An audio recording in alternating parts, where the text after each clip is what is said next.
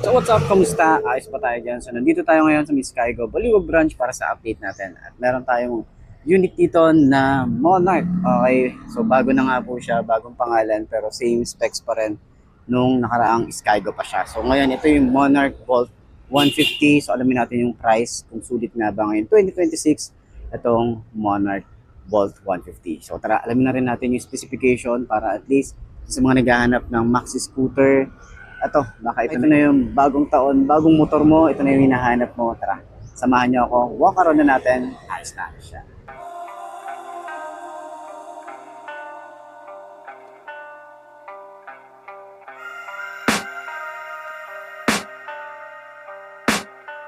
I can hear the demons call when they do what they do. And now I feel like taking off, find a place with a view. The pain is never gonna stop if it's controlling you. I know that time can heal it all, I just gotta get through. I just gotta get through, I just gotta get through. Cause I feel like taking off, find a place with a view. The pain is never gonna stop if it's controlling you. I know that time can heal it all, I just gotta get through. Sometimes I feel like all is lost, but I know it's not true. I wanna put up all my walls cause I'm not in the mood, but then I cut myself off from the rest of the room. I know that time can heal it all if you're patient, and soon it can all be worth it, all the searching. Pain is never really permanent, but damn it hurts, man. I could feel all of the turbulence and it's concerning. I've been searching for a purpose, I hope it's worth it. This society is really trying me. Ain't no hide and seek, I hide to be far from anxiety. I need my space, I need my privacy. I need some silence, please, you're all too loud. You don't speak quietly, opinions violently thrown across every surface. It makes me nervous, it's the world honestly burning. That's all I'm learning, hope that we can make a turn and start reversing all our minds and put the work in. We got some work, man. I started to do.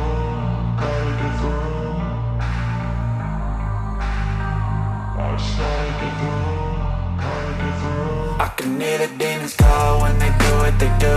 And now I feel like taking off, find a place with a view. The pain is never gonna stop if it's controlling you. I know that time can heal it all, I just gotta get through. So ayun na nga, nagbago na nga po ng pangalan. Itong dating Skygo Bolt, ngayon Monarch Bolt 150 na siya. Ngayong 2026, no, nilabas na nila ang bagong pangalan at bagong brand.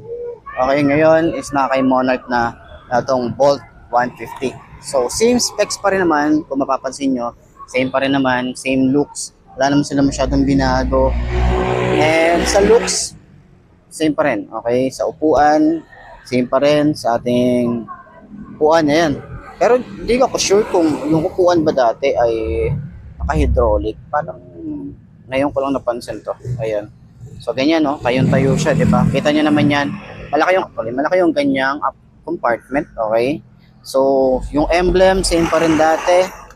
Panggilid natin, same pa rin. Okay, so, sakyan natin para dun sa mga nagtatanong at marami din naghahanap ng ganitong motorcycle. So, kung naka-Skygo Bolt ka na, okay lang yan, pare-paras lang naman yan.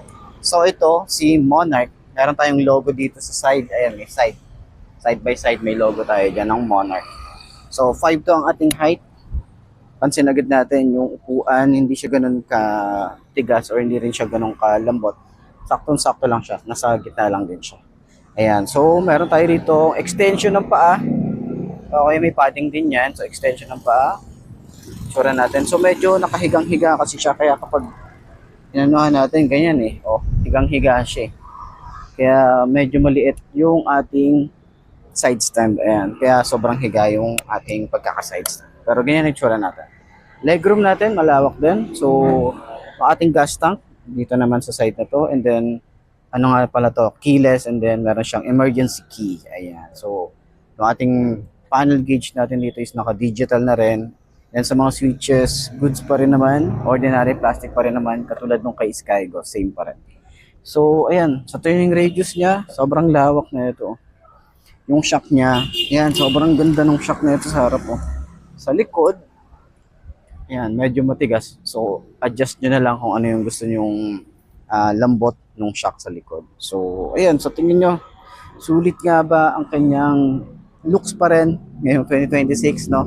So, comment nyo naman yan. And then, sa mga nakagamit na nito, Baka pwede nyong i-share dyan. Ano nga ba yung mga naging issue?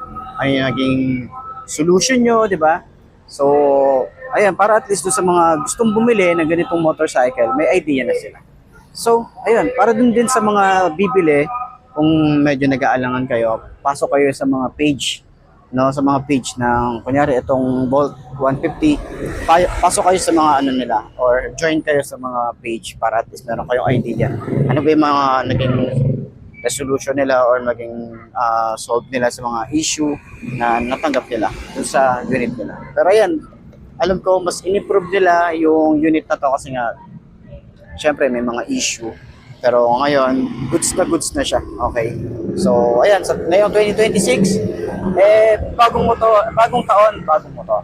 Ayos na ayos siya.